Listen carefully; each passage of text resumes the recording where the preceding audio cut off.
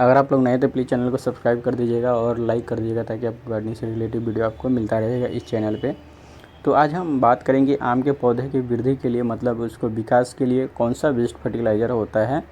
और दो सबसे कॉमन होता है, एक होता है यूरिया और एक होता है डीएपी। तो ये दोनों के ही बारे में बात करेंगे कि ये दोनों में से सबसे बेस्ट और सबसे अच्छा कौन सा है। तो देखिए, ये जो होता है ये खास करके गमले में या कंटेनर वाला वीडियो है, ज़मीन के लिए नहीं वीडियो। ज़मीन में अलग अलग उम्र और अलग अलग तरह से दिया जाता है।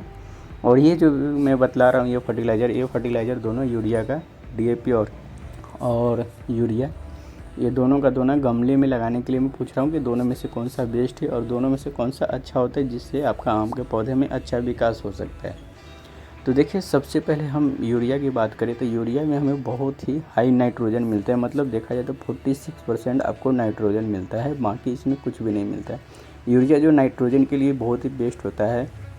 और इंडिया में देखा जाए तो यूरिया जो होता है वो काफ़ी तेज़ी से, मतलब किसान लोगों के लिए एक वरदान भी मान सकते हैं यूरिया, क्योंकि यूरिया एक बहुत ही सस्ता होता है जिसको देखा जाए तो सब्सिडी के रूप में भी इसको दिया जाता है। और 7 से 10 रुपये केजी के हिसाब से भी ये मार्केट में मिलता है यूरिया।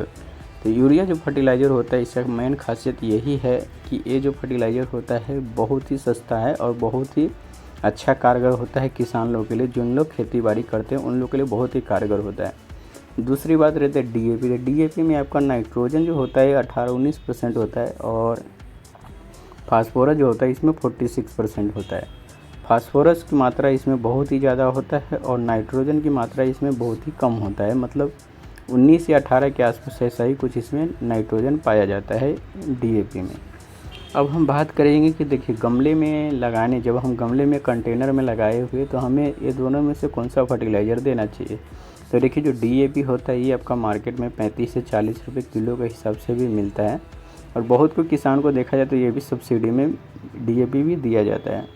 तो देखिए, डीएपी जो होता है इसमें भी बहुत ही डुप्लीकेट भी मिलता है और ओरिजिनल भी मिलता है। ये भी पहचाना बहुत ही ज़रूरी रहता है। बहुत जगह ऐसा देखा जाए तो डीएपी नकली में भी बेचा जाता है लोकल मार्केट में। वो चीज़ आपको अच्छी तरह से याद रखना है और अच्छा खाद के दुकान से आप डीएपी ले तो ही आपके लिए अच्छा कारगर रहेगा। अब हम बात करेंगे, देखिए ये दोनों में से सबसे बेस्ट और सबसे अच्छा फर्टिलाइज़र कौन सा है, डीएपी है या यूरिया।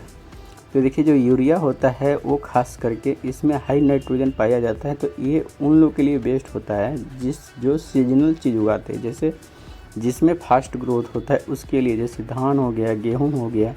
इसके बाद देखा जाए तो जैसे बहुत सारा है, मक्का है, ये मूंग की दाल होता है, ये सब में देखा जाए तो यूरिया बहुत ज़्यादा यूज होता है।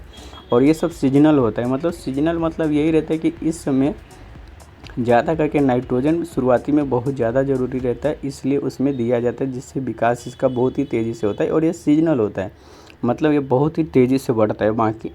बाकी पौधे की तरह ऐसा नहीं है कि धीमे धीमे बढ़ता है, बहुत ही तेज़ी से बढ़ेगा और 3 से 4 महीना में इसका ख़त्म भी हो जाता है कहानी। मतलब 6 महीना के अंदर ही आपका पूरी तरह से ये फसल ख़त्म भी हो जाता है हार्वेस्टिंग से भी। तो यूरिया उसी के लिए बेस्ट होता है जो सीजनल चीज़ में होता है। और डीएपी की बात करें, डीएपी भी सीजनल चीज़ में ही ज़्यादा करके यूज होता है। ज़्यादा करके ये भी डीएपी खास करके धान, गेहूँ, मक्का, चावल यही सब में दिया जाता है।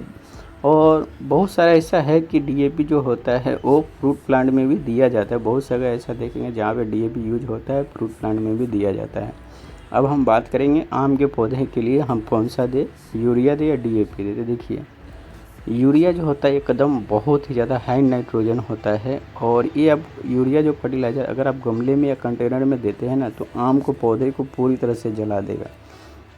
मतलब अगर आप इसमें थोड़ा भी मात्रा ज़्यादा कर देते हैं तो ये बचाना आपके आम के पौधे की बस में नहीं रहता है। ये पूरी तरह से पत्ता उत्ता पूरा डंडी भी आपको जला सकता है अगर बहुत तेज़ गर्मी होता है तो यूरिया जो होता है आम के पौधे के लिए बिल्कुल भी कारगर नहीं होता है, क्योंकि इसमें हाई नाइट्रोजन होता है और हाई नाइट्रोजन आम की ज़रूरत नहीं पड़ती, क्योंकि आम जो होता है वो आपको हमेशा बढ़ता नहीं है। उसको समय समय पे पहला फ्लश निकलने के बाद जब वो मजबूत हो जाता है थोड़ा सा, फिर उसमें दूसरा फ्लश निकलता है, कंटिन्यू उसमें फ्लश नहीं निकलता है। इसीलिए उसका जो ज़रूरत उतना ज़्यादा नाइट्रोजन की नहीं पड़ता है जितना ज़्यादा सीजनल वेराइटी में, सीजनल चीज़ में लगता है। तो इसलिए जो आम का पौधा होता है उसके लिए कभी भी आप, अगर आप गमले में लगाए हैं या कंटेनर में लगाए तो यूरिया का यूज ना के बराबर कीजिए, बिल्कुल भी मत कीजिए। अगर करना है तो मिनिमम आपको 1 से 2 ही दाना यूज कीजिए, इससे ज़्यादा आप नहीं कीजिए। इससे ज़्यादा अगर आप डाल देते हैं ना तो कोई ठीक नहीं, आपका आम का पौधा मरेगा या बचेगा। और एक बार जब इसका पत्ता चलना चालू हो जाता है यूरिया में के डालने के बाद, तो इसको बचाना बहुत ही ज़्यादा मुश्किल हो जाता है और पूरी तरह से पत्ते आम को सुखा ही देगा आपको, क्योंकि बहुत ज़्यादा हाई नाइट्रोजन के कारण ये पूरी तरह से पत्ता और पेड़ को भी अच्छी तरह से सुखा देता है। अब डीएपी की बात करें तो डीएपी भी देखिए केमिकल फर्टिलाइज़र होता है, इसमें भी आपको देखा जाए तो यूरिया आपको 19% रहता है और इसमें जो नाइट्रोजन रहता है थोड़ा बैलेंस रहता है, हाई नाइट्रोजन नहीं पाया जाता, मगर इसमें फास्फोरस की मात्रा बहुत ज़्यादा पाया जाता है। तो डीएपी आप थोड़ा दे सकते, वो भी बहुत ही कम। आप सोचेंगे कि हम बहुत ज़्यादा दे देंगे तो हमें बहुत ज़्यादा तेज़ी से विकास होगा आम के पौधे के लिए, तो ऐसा नहीं होता है। डीएपी आप दे सकते हैं, यूरिया के मुकाबले थोड़ा सा ही अच्छा होता है, क्योंकि इसमें फास्फोरस की मात्रा ज़्यादा होता है और नाइट्रोजन की मात्रा बैलेंस होता है, तो ये ग्रोथ के लिए थोड़ा ठीक होता है। जिस आम के पौधे में आपका थोड़ा मोड़ा ग्रोथ रुका हुआ है या नहीं हो रहा है, तो उसके लिए कारगर होता है कि ग्रोथ थोड़ा डीएपी बढ़ा देता है। पर ऐसा नहीं है सिर्फ डीएपी फर्टिलाइज़र ही देने से आपका आम के पौधे में ग्रोथ हो जाएगा। इसके साथ आपको देखना पड़ता है कि क्या चीज़ के कारण आम के पौधे में ग्रोथ रुका हुआ है, वो सबसे मेन होता है। और वो हम बतला नहीं सकते जब तक हम पौधे नहीं देखते, जब तक हमें मालूम नहीं पड़ता कि किस कारण से ग्रोथ रुका हुआ रहता है। बहुत सारा कारण होता है, फंगस के प्रॉब्लम से भी आम का ग्रोथ रुक जाता है, और इसके बाद देखा जाए तो मिट्टी ख़राब होने से भी ग्रोथ रुकता है, बहुत सारा या गुलसुम के भी कारण ग्रोथ रुकता है।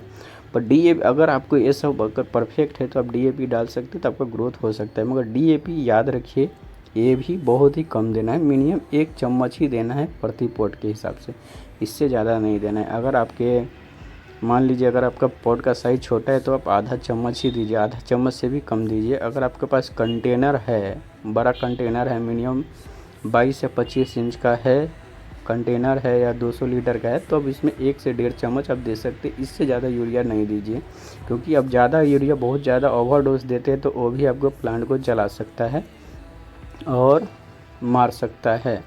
तो जब भी आप किसी भी तरह का कोई भी खाद यूज करते हैं किसी भी पौधे के लिए, तो सबसे पहले आपको अगर आइडिया नहीं रहता है तो आप नज़दीकी खाद वाले दुकान में भी आप जाके आइडिया कर सकते हैं और वहाँ से भी आप पूछ सकते हैं कि हम कितना मात्रा में दे सकें, क्योंकि उन लोग का भी एक आइडिया रहता है।